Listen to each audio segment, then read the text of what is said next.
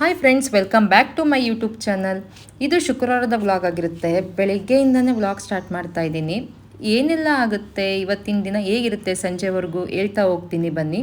ಈ ವ್ಲಾಗ್ ಅಜ್ಜಿ ಹಬ್ಬ ಅಂದರೆ ನಮ್ಮ ಚಿತ್ರದುರ್ಗದಲ್ಲಿ ಸಾಂಪ್ರದಾಯಿಕವಾಗಿ ಹಿಂದಿನ ಕಾಲದಿಂದಲೂ ನಡೆಸ್ಕೊಂಬಂದಿರೋಂತಹ ಹೋಳಿಗೆ ಅಮ್ಮನ ಕಳಿಸುವ ಹಬ್ಬ ಆಗಿರುತ್ತೆ. ಇದು ಮಕ್ಕಳಿರೋರ ಮನೆಯಲ್ಲಿ ಖಂಡಿತವಾಗಿ ಮಾಡಲೇಬೇಕು. ಮಕ್ಕಳನ್ನ ರಕ್ಷಿಸುವುದಕ್ಕಾಗಿ ಮಾಡ್ತಾರೆ. ಅಂದರೆ ಏನಕ್ಕೆ ಇದು ಮಾಡ್ತಾರೆ, ಏನೆಲ್ಲ ಲಾಭಗಳೇನು, ಇದನ್ನು ಅಮ್ಮನ್ನ ಕಳಿಸ್ಬೇಕಾದ್ರೆ ಮೌನವಾಗಿ ಯಾಕಿರಬೇಕು, ಇದ್ರ ಬಗ್ಗೆ ಎಲ್ಲ ತಿಳಿಸ್ಕೊಡ್ತಾ ಹೋಗ್ತೀನಿ. ವಿಡಿಯೋನ ಸ್ಕಿಪ್ ಮಾಡಿದೆ, ಫುಲ್ ಎಂಡಾಗಿ ನೋಡಿ. ಆ್ಯಂಡ್ ಯಾರ್ಯಾರು ನನ್ನ ಚಾನಲ್ಗೆ ಹೊಸದಾಗಿ ವಿಸಿಟ್ ಮಾಡಿದ್ದೀರೋ ಎಲ್ಲ ಸಬ್ಸ್ಕ್ರೈಬ್ ಮಾಡಿ. ಈ ಅಜ್ಜಿ ಹಬ್ಬನ ನಾವು ಶುದ್ಧವಾಗಿ ಮಾಡಬೇಕು, ಯಾವುದೇ ತರಹ ಅಂಟು ಮುಂಟು ಆಗಬಾರ್ದು. ಹಂಗಾಗಿ ಹಿಂದಿನ ದಿನ ನೈಟೆಲ್ಲ ಮನೆಯೆಲ್ಲ ಕ್ಲೀನ್ ಮಾಡಿಕೊಂಡು ಪಾತ್ರೆ ಎಲ್ಲ ತೊಳ್ಕೊಂಡು ಅಡುಗೆ ಮನೆಯೆಲ್ಲ ಕ್ಲೀನ್ ಮಾಡಿಬಿಟ್ಟು ನಾನು ಮಲಗಿದ್ದೆ. ಬೆಳಿಗ್ಗೆ ಬೇಗ ಇದ್ದರೆ ಆಗಲ್ಲ, ಬೇಗ ಎದ್ಬಿಟ್ಟು ಬೇಗ ಮಾಡೋಕ್ಕಾಗಲ್ಲ, ಯಾಕಂದರೆ ಸೌರವಿನ ಸ್ಕೂಲಿಗೆ ಕಳಿಸ್ಬೇಕು. ಸೊ ಹಾಗಾಗಿ ಆಗಲ್ಲ ಅಂತ ನೈಟೆ ಎಲ್ಲ ತೊಳ್ಬಿಟ್ಟು ಮಲ್ಕೊಂಡ್ಬಿಟ್ಟಿದ್ದೆ. ಬೆಳಿಗ್ಗೆ ಎದ್ದು ಜಿನಿ ಮಳೆ ಇಟ್ಕೊಂಡ್ಬಿಟ್ಟಿತ್ತು ಫುಲ್ಲು. ವೆದರ್ ಕೂಡ ಅಷ್ಟೇ ಚೆನ್ನಾಗಿತ್ತು. ಬೇಗ ಇದ್ದರೆ ಎಷ್ಟು ಮೈಂಡ್ ಎಲ್ಲ ಫ್ರೆಶ್ ಆಗಿರುತ್ತೆ. ನಾವು ಎಷ್ಟೇ ಬೇಗ ಇದ್ರೂ ಇಬ್ಬಿಬ್ಬರು ಮಕ್ಕಳಿರೋ ಮನೆಯಲ್ಲಿ ಟೈಮ್ ಆಗೋದೇ ಇಲ್ಲ, ಕೆಲಸಗಳು ಬೇಗ ಆಗೋದೇ ಇಲ್ಲ. ನೈಟ್ ಟೈಮ್ ಏನೆಲ್ಲ ಸಾಧ್ಯ ಆದಷ್ಟು ಕೆಲಸ ಮಾಡಿಕೊಂಡ್ರು ಕ್ಲೀನ್ ಮಾಡಿಕೊಂಡ್ರು ಬೆಳಿಗ್ಗೆ ಇದ್ರೂ ಅಷ್ಟೇ ಇರುತ್ತೆ. ನಾರ್ಮಲಾಗಿ ಮಕ್ಕಳಿರೋ ಮನೆಯಲ್ಲಿ ಈ ಥರ ಫೇಸ್ ಮಾಡಿರ್ತಾರೆ, ನಿಮಗೂ ಗೊತ್ತಿರುತ್ತೆ. ನಾನು ಎಲ್ಲ ಮುಗಿಸ್ಕೊಂಡು ರಂಗೋಲಿ ಎಲ್ಲ ಹಾಕ್ಬಿಟ್ಟು ತುಳಸಿ ಗಿಡಕ್ಕೂ ರಂಗೋಲಿ ಹಾಕ್ಬಿಟ್ಟು ಸೂರ್ಯ ನಮಸ್ಕಾರ ಮಾಡಿಕೊಂಡು ಒಳಗೆ ಬಂದೆ. ಇನ್ನೇನು ಟೈಮ್ ಆಗ್ತಾನೆ ಬರ್ತಾಯಿತ್ತು. ಸೌರವಿಗೆ ಬೇರೆ ಸ್ಕೂಲಿಗೆ ಟೈಮ್ ಆಗಿಬಿಟ್ಟಿತ್ತು. ಬೇಗ ತಿಂಡಿ ಮಾಡೋ ಫಟಾಫಟ್ ತಿಂಡಿ ಯಾವುದಾಗುತ್ತೆ ಅಂದರೆ ಉಪ್ಪಿಟ್ಟು. ನಾರ್ಮಲಾಗಿ ಗೋಧಿ ದೋಸೆ ಇತ್ತು, ಬಟ್ ಅದಕ್ಕೆ ಚಟ್ನಿ ಬೇರೆ ಮಾಡಬೇಕು. ಹಾಗಾಗಿ ನಾನು ಉಪ್ಪಿಟ್ಟು ಹಿಂದಿನ ದಿನ ಮಾಡಿದ್ದೆ. ಹಾಗಾಗಿ ನಾನು ಅವಲಕ್ಕಿ ಮಾಡೋಕ್ಕೆ ಅಂತ ರೆಡಿ ಮಾಡಿಕೊಂಡೆ. ಎಲ್ಲ ಟೊಮೊಟೊ ಅದನ್ನೆಲ್ಲ ಹೆಚ್ಕೊಂಡು ಬೇಗ ರೆಡಿ ಮಾಡಿಕೊಂಡೆ. ಇನ್ನೂ ಎಲ್ಲ ಮಲಗಿದ್ರು, ಇಬ್ಬರು ಮಕ್ಕಳು ಮಲಗಿದ್ರು. ಸೊ ಹಾಗಾಗಿ ಅವ್ರು ಎದ್ಬಿಟ್ರೆ ಆಗಲ್ಲ ನೀ ಕೆಲಸ ಅಂತೇಳಿ ನಾನೆಲ್ಲ ಬೇಗ ಹೆಚ್ಕೊಂಡು ರೆಡಿ ಮಾಡಿಕೊಂಡೆ. ಸೌರವಿಗೆ ತಿಂಡಿ ಅಂದರೆ ಉಪ್ಪಿಟ್ಟು ಎಕ್ಸ್ಪೆಷಲ್ ಮಕ್ಕಳು ಇಷ್ಟಪಡಲ್ಲ, ಅಂದರೆ ಅವಳಿಗೆ ತುಂಬ ಇಷ್ಟ. ಉಪ್ಪಿಟ್ಟು, ಅವಲಕ್ಕಿ, ಮಂಡಕ್ಕಿ ಆ ಥರ ತಿಂಡಿಗಳು ಇದ್ಬಿಟ್ರೆ ಅವಳಿಗೆ ತುಂಬಾ ಇಷ್ಟ ಆಗುತ್ತೆ. ಪಾಪ ಡೈಲಿ ಮಾಡಿಕೊಟ್ರು ಅವಳು ಅದೇ ಬೇಕು ಅಮ್ಮ ಇದೇ ಬೇಕು ಅಮ್ಮ ಅಂತ ಕೇಳೋದೇ ಇಲ್ಲ. ಏನು ಮಾಡಿಕೊಟ್ರು ಅಮ್ಮ ಚೆನ್ನಾಗಿದೆ ಅಂತ ತಿಂತಾಳೆ. ನನಗಂತೂ ಅದೇ ಖುಷಿ ಆಗೋದು. ಒಬ್ಬೊಬ್ಬರು ಮಕ್ಕಳು ಅದೇ ಬೇಕು ಇದೇ ಬೇಕು ಈ ಥರನೇ ತಿಂಡಿ ಬೇಕು ಅಂತ ಡಿಮ್ಯಾಂಡ್ ಮಾಡ್ತಾರೆ. ಬಟ್ ನನ್ನ ಮಗಳು ಯಾವ ಥರನೇ ಆ ಥರ ಡಿಮ್ಯಾಂಡ್ ಮಾಡಲ್ಲ. ಅವಳಿಗೆ ಒಟ್ಟು ಟೇಸ್ಟ್ ಇರಬೇಕಷ್ಟೇ. ಟೇಸ್ಟಿಯಾಗಿದ್ಬಿಟ್ರೆ ಅವಳಿಗೆ ಯಾವುದಾದ್ರೂ ಸುಮ್ಮನೆ ತಿಂತಾಳೆ. ಟಿ ವಿ ನೋಡ್ಕೊಂತಂತೂ ಇದ್ದಿದ್ದನ್ನು ಆರಾಮಾಗಿ ತಿಂದ್ಬಿಡ್ತಾಳೆ. ನಾವು ಏನೇ ಮಾಡಿದರೂ ಮಕ್ಕಳಿಗೆ ಒಳ್ಳೇದಾಗಲಿ ಅಂತಲೇ ಅಲ್ವಾ ಮಾಡೋದು. ನಮ್ಮ ಮಕ್ಕಳಿಗೆಲ್ಲ ಒಳ್ಳೇದಾಗಲಿ, ಆ ದೇವರು ಆರೋಗ್ಯ ಆಯಸ್ಸು ಬುದ್ಧಿ ಕೊಟ್ಟು ಕಾಪಾಡಲಿ ಅಂತಲೇ ಅಲ್ವಾ ಎಲ್ಲ ತಾಯಂದರು ಬಯಸೋದು. ಅದಕ್ಕೋಸ್ಕರನೇ ಈ ಥರ ಮಕ್ಕಳಿಗೆ ಒಳ್ಳೇದಾಗೋ ಪೂಜೆ ಹಬ್ಬ ಇದ್ದರೆ ಮಾಡ್ದಲೇ ಇರೋಕ್ಕಾಗುತ್ತಾ, ಮಾಡಲೇಬೇಕು. ಯಾಕಂದರೆ ನಮ್ಮ ಮಕ್ಕಳಿಗೆಲ್ಲ ಒಳ್ಳೇದಾಗೋದು. ಮಕ್ಕಳಿಗೆ ಒಳ್ಳೇದಾಗುತ್ತೆ ಅಂದರೆ ಅಮ್ಮಂದಿರಿಗೆ ಏನು ಬೇಕಾದರೂ ಮಾಡೋಕ್ಕೆ ರೆಡಿ ಇರ್ತಾರೆ. ಅದೇ ಅಲ್ವಾ ತಾಯಿ ಶಕ್ತಿ ಅಂದರೆ. ನಾನು ತಿಂಡಿ ಎಲ್ಲ ರೆಡಿ ಮಾಡಿಬಿಟ್ಟು ಬಂದೆ. ಅಷ್ಟೊತ್ತಿಗೆ ಇವಳು ಚಿಕ್ಕವಳು ಎದ್ಬಿಟ್ಟಿದ್ಲು. ಅವಳ ಪಪ್ಪ ರೂಮಲ್ಲಿದ್ದರು. ಇವಳು ಎದ್ದು ಬಂದ್ಲು. ಟಿ ವಿ ಹಾಕ್ಕೊಟ್ಟೆ. ಟಿ ವಿ ಇಲ್ಲ ಅಂದರೆ ನನಗೇನು ಮಾಡೋಕ್ಕೂ ಬಿಡಲ್ಲ ಅವಳು. ನಾನು ಏನಾದ್ರು ಕೆಲಸ ಮಾಡ್ಕೋಬೇಕಾದ್ರೆ ಮಾತ್ರ ಟಿ ವಿ ಹಾಕ್ತೀನಿ, ಆವಾಗ ಸುಮ್ಮನೆ ಇರ್ತಾಳೆ. ಸೌರವಿಗೂ ಎದ್ದೇಳಿಸಿದ್ದಾಯಿತು. ಎದ್ದೇಳಮ್ಮ ಟೈಮ್ ಆಯಿತು ಅಂದ ತಕ್ಷಣ ಅವಳು ಬಸ್ಸು ಹೋಯ್ತು ಕಣೆ ಅಂದ ತಕ್ಷಣ ಅವಳು ಎದ್ಬಿಡ್ತಾಳೆ. ಎದ್ದು ಅವಳಿಗೆ ಬ್ರಷ್ ಮಾಡಿ ಸ್ನಾನ ಮಾಡ್ಕೊಂಬರೋಗು ಅಂತ ಕಳಿಸ್ದೆ. ಆಮೇಲೆ ನಂದೆಲ್ಲ ಕೆಲಸ ಮುಗಿಸ್ಕೊಂಡೆ. ಕಸ ಒಂದು ಹೊಡೆದೆ ಅಷ್ಟೇ. ಸಂಜೆ ನಾನು ಮತ್ತೆ ಕಸ ಹೊಡೆದು ನೆಲ ಒರೆಸ್ಬೇಕಾಗಿತ್ತು, ಪೂಜೆ ಮಾಡಬೇಕು. ಹಾಗಾಗಿ ನಾನು ಬೆಳಿಗ್ಗೆ ಕಸ ಮಾತ್ರ ಹೊಡ್ಕೊಂಡೆ ಅಷ್ಟೇ ಟೈಮ್ ಆಗಿದ್ದು ಗೊತ್ತೇ ಆಗಲಿಲ್ಲ. ಬೆಳಗ್ಗೆ ಕೆಲಸ ಇದ್ಬಿಟ್ರೆ ಟೈಮ್ ಆಗೋದೇ ಗೊತ್ತಾಗಲ್ಲ. 8:50 ಆಗಿಬಿಟ್ಟಿತ್ತು. ಬಸ್ ಬೇರೆ ಬಂದುಬಿಟ್ಟಿತ್ತು. ಟೈಮ್ ಆಗಿದ್ದೇ ಗೊತ್ತಾಗಲಿಲ್ಲ. ಅವಳು ನನ್ನ ಬಸ್ಸಿಗೆ ಕಳಿಸ್ಬಿಟ್ಟು ನಾನು ಅಲ್ಲಿಂದ ಹೊರಟೆ. ಡೈಲಿ ಬಾಯ್ ಮಾಡ್ದಲೇ ಹೋಗೋದೇ ಇಲ್ಲ ಅವಳು. ಬಂದು ನಾನು ಫ್ರೆಶ್ ಅಪ್ ಆಗಿ ಅಡುಗೆಗೆ ಏನೇನು ಬೇಕೋ ಫಸ್ಟ್ ಎಲ್ಲ ರೆಡಿ ಮಾಡಿಕೊಂಡೆ. ಇದು ಹೋಳಿಗೆಗೆ ಏನೇನು ಬೇಕೋ ಸಾಮಗ್ರಿಗಳು. ಹೋಳಿಗೆ ಸಾಂಬಾರು ಬನ್ನಿ ನಮ್ಮ ಕರ್ನಾಟಕದ ಶೈಲಿಯ ಹೋಳಿಗೆ ಸಾಂಬಾರು ಅಂದರೆ ನಮ್ಮ ಚಿತ್ರದುರ್ಗದಲ್ಲಿ ಹೇಗೆ ಹೋಳಿಗೆ ಸಾಂಬಾರು ಮಾಡ್ತಾರೆ ಅಂತ ತೋರಿಸ್ಕೊಡ್ತೀನಿ. ಫಸ್ಟಾಗಿ ಈರುಳ್ಳಿ ಒಂದನ್ನು ಚಿಕ್ಕದಾಗಿ ಇಟ್ಕೊಂಡಿದ್ದೀನಿ. ಆ್ಯಂಡ್ ಕೊತ್ತಂಬರಿ ಕಾಳು ಬೀಜ ಒಂದು 2 ಟೇಬಲ್ ಸ್ಪೂನ್ ಅಷ್ಟು ಕೊತ್ತಂಬರಿ ಕಾಳು ಬೀಜ.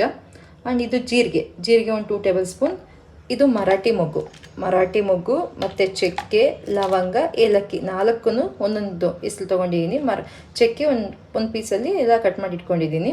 ಆ್ಯಂಡ್ ಹುಣಸೆಹಣ್ಣು ಮೊದಲಿಗೆ ನೀವು ನೆನೆ ಹಾಕೊಬೇಕು. ಒಂದಿಷ್ಟು ಹುಣಸೆಹಣ್ಣು, ಒಂದು ಇಡಿಯಷ್ಟು ಹುಣಸೆಹಣ್ಣು ನೀವು ನೆನೆ ಇಡಬೇಕು. ಮತ್ತು ಗುಂಟೂರು ಮತ್ತು ಬ್ಯಾಡಗಿ ಮೆಣಸಿನ್ಕಾಯಿ. ಗುಂಟೂರು ಮೆಣಸಿನ್ಕಾಯಿ ಖಾರಕ್ಕೆ, ಬ್ಯಾಡಗಿ ಮೆಣಸಿನ್ಕಾಯಿ ಕಲ್ಲರಿಗೆ. ಇದಿಷ್ಟು ತೆಗೆದಿಟ್ಕೋಬೇಕು. ಮತ್ತು ಗಸಗಸೆ, ಮೇಯ್ನಾಗಿ ಹೋಳಿಗೆ ಸಾಂಬಾರಿಗೆ ಗಸಗಸೆ ಬೇಕೇ ಬೇಕು. ಹಾಗಾಗಿ ಗಸಗಸೆ. ಮತ್ತು ಇದು ಬೆಳ್ಳುಳ್ಳಿ ಒಂದು 2 ಬೆಳ್ಳುಳ್ಳಿನ ನಾನು ಬಿಡಿಸ್ಕೊಂಡು ಇಟ್ಕೊಂಡಿದ್ದೀನಿ. ಮತ್ತು ಇದು ಕೊಬ್ಬರಿ ನೀವು ತುರ್ಕೊಂಡು ಇಟ್ಕೋಬೋದು. ಬಿಟ್ಟರೆ ಈ ಥರ ಹೆಚ್ಚಿನೂ ನೀವು ಮಾಡ್ಕೋಬೋದು. ನೆಕ್ಸ್ಟು ಇದು ಕೊತ್ತಂಬರಿ, ಇದು ಕರಿಬೇವನ್ನು ಒಂದು 3 ಎಲೆ ಕರಿಬೇವನ್ನು ಎಸಲಿ ಇಟ್ಕೊಂಡಿದ್ದೀನಿ. ಇದು ಕೊತ್ತಂಬರಿ, ಒಂದಿಷ್ಟು ಇಡಿಯಷ್ಟು ಕೊತ್ತಂಬರಿ ತೊಳೆದಿಟ್ಕೊಂಡಿದ್ದೀನಿ. ಇದಿಷ್ಟು ಇದೊಂದು ಬಿಟ್ಟು ಹುಣಸೆಹಣ್ಣು ಬಿಟ್ಟು ಇನ್ನೆಲ್ಲದನ್ನು ನಾವು ನೀಟಾಗಿ ಹುರ್ಕೋಬೇಕು. ಎಣ್ಣೆಯಲ್ಲಿ ಫ್ರೈ ಮಾಡ್ಕೋಬೇಕು ಚೆನ್ನಾಗಿ. ಇದು ಕೊಬ್ಬರಿ ಹುರ್ಕೋತಾ ಇದ್ದೀನಿ. ಫುಲ್ ಸೀಸ್ಬಾರ್ದು, ಮೀಡಿಯಮ್ ಫ್ಲೇಮಲ್ಲೇ ಹುರ್ಕೋಬೇಕು, ಯಾಕಂದರೆ ಅದು ಬೇಗ ಹುರಿದೋಗ್ಬಿಡುತ್ತೆ, ಸೀದೋಗ್ಬಿಡುತ್ತೆ. ಆಗ ಪಕ್ಕದಲ್ಲಿ ನಾನು ಹೋಳಿಗೆಗೆ ರೆಡಿ ಮಾಡ್ಕೊತಾ ಇದ್ದೀನಿ.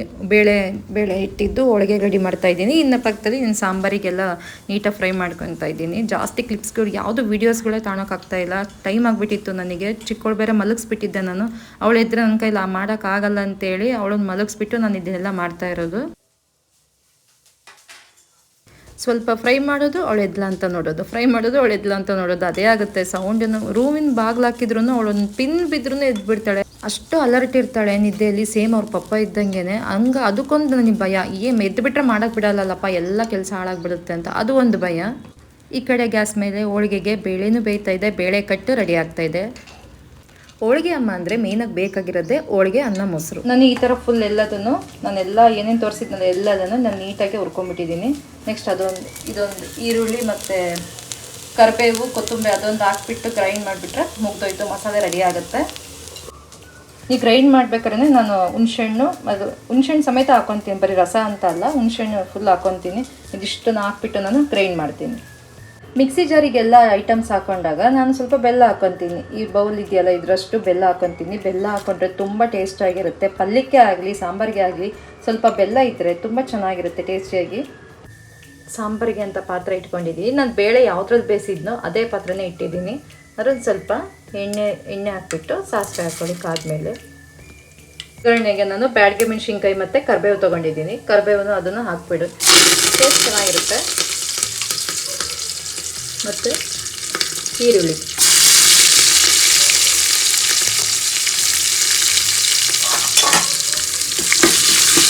ಬೆಳ್ಳುಳ್ಳಿನೇ ಹಾಕಬೇಕು. ಒಂದು ಸೆಕೆಂಡ್ ಈರುಳ್ಳಿ ಫ್ರೈ ಆದಮೇಲೆ ಬೆಳ್ಳುಳ್ಳಿ ಹಾಕೋಣ. 2 ಎಸ್ಲು ಬೆಳ್ಳುಳ್ಳಿ ತೊಗೊಂಡಿದ್ದೀನಿ. ಹಂಗೆ ಹಾಕ್ತೀನಿ, ನಾನು ಜಜ್ಜಿಲ್ಲ, ಹಂಗೆ ಹಾಕಿದರೆ ಚೆನ್ನಾಗಿರುತ್ತೆ. ಅದು ಸಾಂಬಾರು ಕುದ್ದಂಗೆಲ್ಲ ಅದು ಟೇಸ್ಟ್ ಕೊಡ್ತಾ ಹೋಗುತ್ತೆ ಬೆಳ್ಳುಳ್ಳಿಗೆ. ನೋಡಿ ಈರುಳ್ಳಿ ಎಲ್ಲ ಫ್ರೈ ಆಗಿದೆ. ಈರುಳ್ಳಿ ಫ್ರೈ ಆದಮೇಲೆ ನಾವಿಲ್ಲಿ ಗ್ರೈಂಡ್ ಮಾಡಿ ಇಟ್ಕೊಂಡಿರೋಂತಹ ಅದು ಮಸಾಲೆ ಹೊರ್ಕೊಂಡಿದ್ವಲ್ಲ ಅದನ್ನಿಷ್ಟು ಹಾಕ್ಬಿಡೋಣ.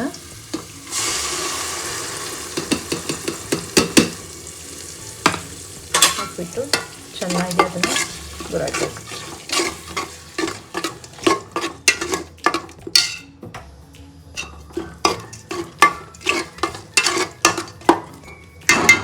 ಒಂದು 5 ನಿಮಿಷ ಅದನ್ನು ಕುದಿಯಕ್ಕೆ ಬಿಟ್ಬಿಡ್ಬೇಕು. ಯಾಕಂದರೆ ಜಾಸ್ತಿ ಹೊತ್ತು ಬೇಡ, ನಾವು ಆಲ್ರೆಡಿ ಎಣ್ಣೆಲಿ ಫ್ರೈ ಮಾಡಿದ್ದೀವಿ. ಹಾಗಾಗಿ ನಾನು ಹಾಗೇ ಒಂದು 5 ನಿಮಿಷ ಕುದಿಯಕ್ಕೆ ಬಿಡ್ತೀನಿ. ಈಗ ಒಂದು 5 ನಿಮಿಷ ಆಗಿದೆ. ನಾವು ಮಿಕ್ಸಿಯಲ್ಲಿ ಗ್ರೈಂಡ್ ಮಾಡ್ಕೊಂಡಿರ್ತೀವಲ್ಲ ಅದೇ ಸಾಂಬಾರಿಂದು ಅದೇ ಜಾರಲ್ಲಿ ನಾವು ಬೇಳೆ ಕಟ್ಟು ಬೇಯಿಸ್ಕೊಂಡಿರ್ತೀವಲ್ಲ ಆ ನೀರನ್ನ ಹಾಕಿಬಿಟ್ಟು ಈ ಸಾಂಬಾರಿಗೆ ಹಾಕ್ತೀವಿ. ಬೇಳೆ ಕಟ್ಟು ನೀರು ಮಿಕ್ಸಿಯಲ್ಲಿ ಹಾಗೇ ಇರುತ್ತಲ್ಲ, ಹಾಗಾಗಿ ವೇಸ್ಟ್ ಆಗಬಾರ್ದು ಅಂತ ಈ ಥರ ತಿಕ್ನೆಸ್ ಬರುತ್ತೆ. ಅದು ಕುದ್ದಂಗೆ ಜಾಸ್ತಿ ಗಟ್ಟಿನೂ ಆಗ್ತಾ ಹೋಗಿರುತ್ತೆ ಈ ಹೋಳಿಗೆ ಸಾಂಬಾರು. ನಮಗೆ ಎಷ್ಟು ಬೇಕೋ ಅಷ್ಟು ಕನ್ಸಿಸ್ಟೆನ್ಸಿ ನೀರು ಹಾಕ್ಕೊಂಡ್ರೆ ಸಾಕು. ಇನ್ನೊಂದು ಸ್ವಲ್ಪ ನೀರು ಹಾಕಬೇಕು. ಕುದ್ದ ಮೇಲೆ ಒಂದು ಸ್ವಲ್ಪ ನೀರು ಹಾಕ್ಬಿಟ್ಟು ಉಪ್ಪು ಹಾಕ್ಬಿಟ್ರೆ ರೆಡಿ ಆಗಿಬಿಡುತ್ತೆ. ನೀವು ಬೇಕು ಅಂದರೆ ಲಾಸ್ಟಿಗೆ ಕೊತ್ತಂಬರಿ ಹಾಕ್ಕೊಂಡ್ರೆ ಇದ್ದಿದ್ದು ಚೆನ್ನಾಗಿರುತ್ತೆ. ನೋಡಿ ತುಂಬಾ ಚೆನ್ನಾಗಿರುತ್ತೆ. ಇದನ್ನು ಏನು ಗೊತ್ತಾ, ಈ ಹೋಳಿಗೆ ಸಾಂಬಾರು ಅವತ್ತಿನ ದಿನ ಅಷ್ಟು ಟೇಸ್ಟ್ ಕೊಡಲ್ಲ. ತಿರುಗ ದಿನ ಅಂದರೆ ಮುಂದಿನ ದಿನ ನೀವು ಕುದ್ದಂಗೆ ಈ ಸಾಂಬಾರು ಟೇಸ್ಟ್ ಕೊಡುತ್ತೆ. ಒಂದು 2-3 ದಿನ ಆಗಬೇಕು. ತುಂಬಾ ಚೆನ್ನಾಗಿರುತ್ತೆ. ಬಟ್ ಗಟ್ಟಿ ಆಗುತ್ತೆ. ಆದ್ರೂ ಮಾಡ್ಕೋಬೇಕಾದ್ರೆ ನಾನು ಸ್ವಲ್ಪ ನೀವು ನೀರು ಸಾಂಬಾರಂಗೆ ಮಾಡಿಕೊಂಡ್ರೆ ತುಂಬಾ ಚೆನ್ನಾಗಿರುತ್ತೆ. ಅನ್ನಕ್ಕೆ, ಮುದ್ದೆಗೆ, ಬಿಸಿ ಬಿಸಿ ಅನ್ನಕ್ಕಂತೂ ತುಂಬ ಚೆನ್ನಾಗಿರುತ್ತೆ. ಅಡುಗೆ ಎಲ್ಲ ರೆಡಿ ಮಾಡಿಬಿಟ್ಟು ನಾನು ಫ್ರೆಶ್ ಅಪ್ ಆಗಿ ಮತ್ತೆ ಬಂದು ದೇವ್ರನ್ನೆಲ್ಲ ತೊಳೆದ್ಬಿಟ್ಟು ದೇವ್ರ ಪೂಜೆ ಮಾಡೋಕ್ಕೆ ಅಂತ ಕೂತ್ಕೊಂಡೆ. ಹೌದು, ಇದು ಆಷಾಢ ಮಾಸದ ಹೋಳಿಗೆ ಅಮ್ಮ. ಆಷಾಢ ಮಾಸದಲ್ಲೇ ಯಾಕೆ ಮಾಡ್ತಾರೆ ಇದನ್ನು? ಇದು ನಮ್ಮ ಚಿತ್ರದುರ್ಗ, ದಾವಣಗೆರೆ, ಉತ್ತರ ಕರ್ನಾಟಕದ ಭಾಗಗಳಲ್ಲಿ ಜಾಸ್ತಿ ಇದನ್ನು ಮಾಡ್ತಾರೆ. ಇದನ್ನು ಆಷಾಢದಲ್ಲಿ ಯಾಕೆ ಮಾಡ್ತಾರೆ? ಜ್ಯೇಷ್ಠ ಮತ್ತು ಆಷಾಢ ತಿಂಗಳು ರೈತರಿಗೆ ಬಿತ್ತನೆಯ ಪ್ರಮುಖ ಸಮಯ. ಆದ್ದರಿಂದ ಆಷಾಢ ಮಾಸದ ಮಂಗಳವಾರ ಮತ್ತು ಶುಕ್ರವಾರ ಈ ಶುಭ ದಿನವನ್ನು ಆಯ್ಕೆ ಮಾಡಿಕೊಂಡು ಹೋಳಿಗೆ ಅಮ್ಮ ಅಂತ ಹಿಂದಿನಿಂದನ್ನು ಮಾಡ್ತಾ ಇದ್ದಾರೆ. ಇದು ಒಂದು ಗ್ರಾಮೀಣ ಸಂಸ್ಕೃತಿಯ ಪ್ರತೀಕವಾಗಿದೆ. ಗ್ರಾಮದ ಗಡಿಯಲ್ಲಿರುವ ಬೇವಿನ ಮರದ ಕೆಳಗಡೆ ಹೋಳಿಗೆ, ತೆಂಗಿನಕಾಯಿ, ಬೇವಿನ ಸೊಪ್ಪು, ಬಾಳೆಹಣ್ಣು, ಅರಿಶಿಣ ಕುಂಕುಮ ಹಾಗೂ ಹಸಿರು ಗಾಜಿನ ಬಳೆಗಳನ್ನಿಟ್ಟು ವಿಶೇಷ ಪೂಜೆ ಮಾಡ್ತಾರೆ. ಬಳಿಕ ಆ ಪೂಜೆ ಸಾಮಗ್ರಿಯನ್ನು ಅಲ್ಲಿಯೇ ಬಿಟ್ಟು ಹೋಳಿಗೆ ಅಮ್ಮನನ್ನು ಗ್ರಾಮದಿಂದ ಹೊರಗಡೆ ಕಳಿಸುವ ಸಂಕೇತವಾಗಿ ಎಲ್ಲರೂ ಹಿಂದೆ ತಿರುಗಿ ನೋಡದೆ ಮೌನವಾಗಿ ಮನೆಗೆ ಬರ್ತಾರೆ. ಈ ಹಬ್ಬದ ಆಚರಣೆಯ ಹಿಂದಿನ ನಂಬಿಕೆ, ಹಿಂದಿನ ಕಾಲದಲ್ಲಿ ಗ್ರಾಮಗಳಲ್ಲಿ ಜನರು ಮತ್ತು ಜಾನುವಾರುಗಳಿಗೆ ಸಾಂಕ್ರಾಮಿಕ ರೋಗಗಳು ಬರ್ತಾ ಇತ್ತು. ಅದನ್ನು ಮಾರಿದೇವಿಯು ಪ್ರಭಾವ ಎಂದು ನಂಬಲಾಗ್ತಿತ್ತು. ದೇವಿಯನ್ನು ಪೂಜಿಸಿ ಗ್ರಾಮದ ಗಡಿ ದಾಟಿಸಿದರೆ ರೋಗ ರುಜಿನಗಳು ದೂರವಾಗ್ತದೆ ಎಂಬ ನಂಬಿಕೆಯಿಂದ ಈ ಹೋಳಿಗೆ ಹಬ್ಬದ ಆಚರಣೆ ಆರಂಭವಾಯಿತು ಎಂದು ಜನಪದ ಇತಿಹಾಸದಲ್ಲೇ ಹೇಳ್ತಾರೆ. ಮೌನವಾಗಿ ಯಾಕೆ ಈ ಸಂಪ್ರದಾಯ? ಹಬ್ಬದ ದಿನ ಬೆಳಗ್ಗೆಯಿಂದನೇ ಮನೆಯ ಮಹಿಳೆಯರು ಹೋಳಿಗೆ ತಯಾರಿಸಿ ಪೂಜೆ ಸಿದ್ಧತೆಯಲ್ಲಿ ತೊಡಗುತ್ತಾರೆ. ಪುರುಷರು ಸ್ನಾನ ಮಾಡಿ ಪೂಜೆಯಲ್ಲಿ ಭಾಗವಹಿಸುತ್ತಾರೆ. ಬಳಿಕ ಗ್ರಾಮದ ಎಲ್ಲ ಕುಟುಂಬಗಳು ಒಂದೇ ಸ್ಥಳದಲ್ಲಿ ಸೇರಿ ಹೋಳಿಗೆಯಮ್ಮನ ಇರುವ ಮೊರಗಳನ್ನು ಹೊತ್ತು ಊರಿನ ಗಡಿಯವರೆಗೆ ಮೌನವಾಗಿ ನಾವು ಸಾಕ್ತಾರೆ. ಇದು ಹಿರಿಯರು ಮಾಡಿರೋ ಆಚರಣೆ. ಅಮ್ಮನ ಹೇಗೆ ಕೂರಿಸೋದು ಬನ್ನಿ ತೋರಿಸ್ತೀನಿ. ಒಂದು ಮರ ತೊಗೋಬೇಕು, ಮರ ಸಿಗುತ್ತೆ ಇಲ್ಲೇ. ಆಷಾಢ ಅಮ್ಮ ಟೈಮಲ್ಲಿ ಮರ, ಕುಡಿಕೆ, ಅಮ್ಮನ ಸಾಮಾನು ಅಂದರೆ ಇದೆಲ್ಲ ಸಿಕ್ಬಿಡುತ್ತೆ. ಮರ ನೀಟಾಗಿ ತೊಳೆದ್ಬಿಟ್ಟು ಕುಡಿಕೆ ಎಲ್ಲ ನೀಟಾಗಿ ತೊಳೆದಿಟ್ಕೊಂಡು ಸ್ವಲ್ಪ ಅಕ್ಕಿ ಮೇಲೆ ಅಮ್ಮನ ಕೂರಿಸ್ಬೇಕು. ಕುಡಿಕೆನ ಅಕ್ಕಿ ಮೇಲೆ ಇಟ್ಬಿಟ್ಟು ಅದ್ರಾಗೆ ತುಂಬಿದ ಕೊಡದಿಂದ ಫುಲ್ ಕುಡಿಕೆ ತುಂಬ ನೀರು ಹಾಕಬೇಕು. ತುಂಬಿದ ಕೊಡದಿಂದನೇ ಹಾಕಬೇಕು, ಬೇರೆ ನೀರು ತೊಗೋಬಾರ್ದು, ತುಂಬಿರೋದ್ರಿಂದನೇ ಹಾಕಬೇಕು. ಅಲ್ಲಿ ನಿಮ್ಗೆ ಎಷ್ಟಾಗುತ್ತೋ ₹1 ಕಾಯನ್ನು ಅಥವಾ ₹1 ಹಾಕಿದ್ರೂ ಶ್ರೇಷ್ಠ. ₹1 ಕಾಯನ್ನು ಹಾಕ್ಬಿಟ್ಟು ಬೇವಿನ ಸೊಪ್ಪನ್ನ ಒಂದಿಷ್ಟು ಇಡೀ ಬೇವಿನ ಸೊಪ್ಪು ತೊಗೊಂಡು ಆ ಕುಂಡಕದಲ್ಲಿ ಇಡ್ತೀನಿ.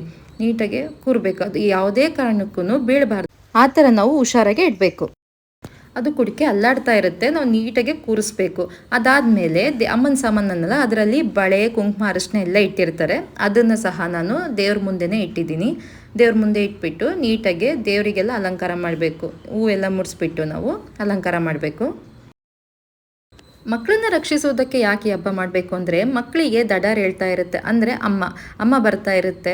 ಹಂಗಾಗಿ ಮಕ್ಕಳು ತುಂಬಾ ಹಿಂಸೆ ಪಡ್ತಾರೆ. ಹಾಗಾಗಿ ಈ ಥರ ಮಾಡಿದರೆ ಅಮ್ಮ ಬರೋದಿಲ್ಲ ಅನ್ನೋ ಒಂದು ನಂಬಿಕೆ ಇದೆ. ಸಂತೃಪ್ತಿಯಾಗಿ ನಾವು ವರ್ಷ ಈ ಥರ ಆಷಾಢದಲ್ಲಿ ಅಮ್ಮನ್ನ ಕಳಿಸಿದ್ರೆ, ಅನ್ನ ಮೊಸರು ಮತ್ತು ಹೋಳಿಗೆ ಇಟ್ಬಿಟ್ಟು ತಂಪಾಗಿ ಕಳಿಸಿದ್ರೆ ನೀನು ಹೋಗಮ್ಮ ಅಂತ ಆ ಅಮ್ಮ ಸಂತೃಪ್ತಿಯಾಗಿ ಹೋಗ್ಬಿಡ್ತಾಳೆ. ಹಾಗಾಗಿ ಮಕ್ಕಳಿರೋ ಮನೆಗೆ ಇದು ಮಾಡಲೇಬೇಕು. ನಾನೆಲ್ಲ ಕುಡಿಕೆ ಎಲ್ಲ ಇಟ್ಬಿಟ್ಟು ದೇವರಿಗೆ ಕುಂಕುಮ, ಅರಿಶಿನ, ವಿಭೂತಿ ಎಲ್ಲ ಹಚ್ಬಿಟ್ಟು ಅಲಂಕಾರ ಮಾಡಿ ದೇವರಿಗೆ ಎಡೆ ಇಡ್ತಾ ಇದ್ದೀನಿ. ಒಂದು ಬಾಳೆ ಎಲೆ, ಚಿಕ್ಕದ ಬಾಳೆ ಎಲೆ ತೊಗೊಂಡು ನಾವೇನು ಮಾಡಿರ್ತೀವಿ, ಅನ್ನ ಮತ್ತು ಮೊಸರು, ಹೋಳಿಗೆ, ತುಪ್ಪ ಅಥವಾ ಸೀಕರಣೆ, ಮತ್ತು ಅನ್ನಕ್ಕೆ ಉಪ್ಪು ಹಾಕ್ಬಾರ್ದು. ಎಡೆ ಮಾಡ್ಬೇಕಾದ್ರೆ ಅನ್ನಕ್ಕೆ ಉಪ್ಪು ಹಾಕ್ಬಾರ್ದು. ಹಾಗೆ ಬರೀ ಉಪ್ಪು ಹಾಕ್ದಲ್ಲೇ ಅನ್ನ ಮಾಡಿಬಿಟ್ಟು ನಾವು ಎಡೆ ಮಾಡಬೇಕು. ಅದಾದಮೇಲೆ 2 ಬಾಳೆಹಣ್ಣು ಆದಮೇಲೆ 1 ಕಾಯಿ. ನಾವು ಏನೈತೆ ಸಂಕಲ್ಪ ಏನಿರುತ್ತೆ ಅದೆಲ್ಲ ನಾವು ಬೇಡ್ಕೊಂಡು ದೇವ್ರ ಹತ್ರ ಸಂಕಲ್ಪ ಮಾಡಿಕೊಂಡು, ನಮ್ಮ ಮನೇಲಿ ಈ ಥರ ನೆಗೆಟಿವ್ ಎನರ್ಜಿ, ಏನಾರ ನಕಾರಾತ್ಮಕ ಶಕ್ತಿ ಏನಿದ್ರು ದೇವ್ರ ಅದನ್ನೆಲ್ಲ ನಾಶ ಮಾಡಮ್ಮ ಅಂತ ನಾನು ಮನಸ್ಸಿಂದ ಬೇಡ್ಕೊಂಡು ದೇವ್ರಿಗೆ ಕಾಯಿ ಹೊಡೆದ್ಬಿಟ್ಟು ಅದಕ್ಕೆ ಮತ್ತೆ ಇನ್ನೊಂದ್ಸಲಿ ಹೂವೆಲ್ಲ ಮುಡಿಸಿ ಊದುಬತ್ತಿ ಬೆಳಗ್ಗೆ ನಾನು ಬೇಡ್ಕೋತೀನಿ. ಈ ಹಬ್ಬ ಮಾಡೋದ್ರಿಂದ ಮಕ್ಕಳಿಗೆ ತುಂಬಾ ಒಳ್ಳೆಯದಾಗುತ್ತೆ. ಸಿಟಿಗಳಲ್ಲಿ ಬೇವಿನ ಮರ ಅಲ್ಲಿ ಸಿಗಲ್ಲ, ದೇವಸ್ಥಾನದ ಹತ್ರ ಹೋದರೆ ಮಾತ್ರ ಸಿಗೋದು. ನಾವು ಇವಾಗ ದೇವಸ್ಥಾನದ ಹತ್ರ ಹೋಗ್ಬಿಟ್ಟೆ ಇಟ್ಬರೋದು. ಈ ಥರ ಹಳ್ಳಿಗಳಲ್ಲಿ ಅಂದರೆ ಗ್ರಾಮೀಣ ಭಾಗದಲ್ಲಿ ಊರಿಂದ ಬಂದಿರುವ ರೋಗ ಮತ್ತು ಕೆಟ್ಟ ಶಕ್ತಿಗಳನ್ನು ದೂರ ಮಾಡಲು ಈ ದೇವಿಯನ್ನು ಪೂಜಿಸ್ತಾರೆ. ಊರಿನ ಗಡಿಯವರೆಗೂ ಈ ವೈಶಿಷ್ಟ್ಯ ಧಾರ್ಮಿಕ ಆಚಾರ ಇರುತ್ತದೆ. ಇಂದಿನ ಕಾಲದಿಂದನೂ ಇದನ್ನು ಸಾಂಪ್ರದಾಯಿಕವಾಗಿಯೇ ಆಚರಿಸ್ಕೊಂತ ಬಂದಿದ್ದಾರೆ. ಈ ಹಬ್ಬ ಮಾಡೋಕ್ಕಾಗಲಿಲ್ಲ ಅಂದರೆ ನೀವು ದೇವರಿಗೆ ಅಕ್ಕಿ, ಬೇಳೆ ಆ ಥರ ಇಟ್ಟು ಮಡ್ಲಕ್ಕಿ ಮಾಡಿ ಕೊಡ್ಬೋದು. ನಾನೆಲ್ಲ ಮಾಡಿರೋದ್ರಿಂದ ಎಲೆ ಅಡಿಕೆ ₹11 ಅಷ್ಟೇ ಇಟ್ಟಿರೋದು, ಮಡ್ಲಕ್ಕಿ ಏನು ಇಟ್ಟಿಲ್ಲ. ಎಷ್ಟಾಗುತ್ತೋ ಅಷ್ಟು ಇಡ್ಬೋದು ದೇವ್ರ ಮುಂದೆ. ಪೂಜೆ ಎಲ್ಲ ಮುಗಿಸ್ಕೊಂಡು ಮನೆಯಲ್ಲಿ ನಾನು ದೇವ್ರನ್ನ ಕಳ್ಸೋಕ್ಕೆ ಅಂತ ಬಂದೆ. ಬರಿಗಾಲಲ್ಲೇ ಬರಬೇಕು. ನೀವು ಗಾಡಿಯಲ್ಲೇ ಆಗಲಿ, ನಾವು ಅಕಸ್ಮಾತ್ ನಡ್ಕೊಂಡು ಹೋಗೋದೇ ಆಗಲಿ ಸ್ಲಿಪ್ಪರ್ ಹಾಕೊಳಂಗಿಲ್ಲ, ಬರಿಗಾಲಲ್ಲೇ ಬರಬೇಕು. ನೋಡಿ ಇಲ್ಲಿ ಮಾರಮ್ಮನ ದೇವಸ್ಥಾನ ಹತ್ರ ಮರ ಇದೆ. ಮರದಲ್ಲಿ ಇಟ್ಬಿಟ್ಟು ನಾನು ಅಲ್ಲೇ ಒಂದ್ಸಲಿ ಪೂಜೆ ಮಾಡಿಬಿಟ್ಟು ಏನೇನಿದೆಯೋ ಎಲ್ಲ ಬೇಡ್ಕೊಂಡು ಆಮೇಲೆ ದೇವ್ರ ಹತ್ರ ಹೋಗಿ ನಾವು ಮಂಗಳಾರತಿ ತೊಗೋಬೇಕು. ನೋಡಿ ಎಷ್ಟು ಚೆನ್ನಾಗಿ ಕಾಣಿಸ್ತಿದೆ ಆ ದೇವಿ, ಅಂದರೆ ಗತ್ತು ನೋಡಿ, ಆ ದೇವಿ ಕೂತ್ಕೊಂಡಿರೋ ಗತ್ತು. ಆಲ್ಮೋಸ್ಟ್ ನಮ್ಮ ದುರ್ಗದಲ್ಲಿ ಈ ಹಬ್ಬ ಎಲ್ಲ ಕಡೆನೂ ಮಾಡ್ತಾರೆ. ಬಟ್ ಒಬ್ಬೊಬ್ರಿಗೆ ಆಗಲಿಲ್ಲ ಅಂದರೆ ಅಕ್ಕಿ ಬೇಳೆನ ಹೋಗಿ ದೇವಸ್ಥಾನಕ್ಕೆ ಹೋಗಿ ಕೊಟ್ಟು ಬರ್ತಾರೆ. ಈ ಹಬ್ಬನ ಸಂಜೆ 5 ಗಂಟೆ ಮೇಲೆ ಮಾಡೋದು. ಒಂದು ಚಿಕ್ಕ ಶಾರ್ಟ್ಸ್ ಹಾಕ್ತೀನಿ, ನೋಡ್ಕೊಂಬನ್ನಿ.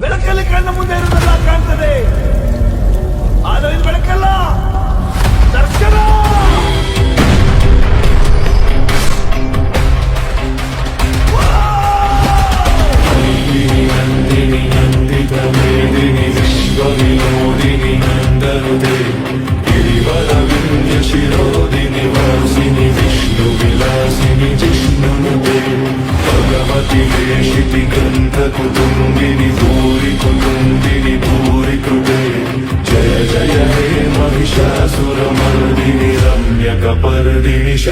ಸುತೆ. ಫೈನಲಿ ಅಮ್ಮನ ಸಂತೃಪ್ತಿಯಾಗಿ ಕಳಿಸಿ ನಾವು ಮನೆಗೆ ಹೊರಟಾಯಿತು. ಮಳೆ ಬೇರೆ ಬರ್ತಾಯಿತ್ತು, ನಾನು ಹಾಗಾಗಿ ಏನು ವೀಡಿಯೋ ಮಾಡ್ಕೊಳಕ್ಕಾಗಲಿಲ್ಲ. ನಿಮ್ಮ ಮನೇಲೂ ಮಕ್ಕಳಿರ್ತಾರಲ್ವಾ, ಈ ಥರ ವರ್ಷಕ್ಕೊಂದ್ಸಲಿ ಆಷಾಢ ಅಮ್ಮನ ಕಳಿಸಿ, ತುಂಬಾ ಒಳ್ಳೆಯದಾಗುತ್ತೆ. ಅಮ್ಮ ಅಂತ ಮಕ್ಕಳಿಗೆ ಯಾವ ಥರನೂ ಬರಲ್ಲ, ರೋಗ ರುಜಿನಗಳೂ ಯಾವ ಥರನೂ ಬರಲ್ಲ.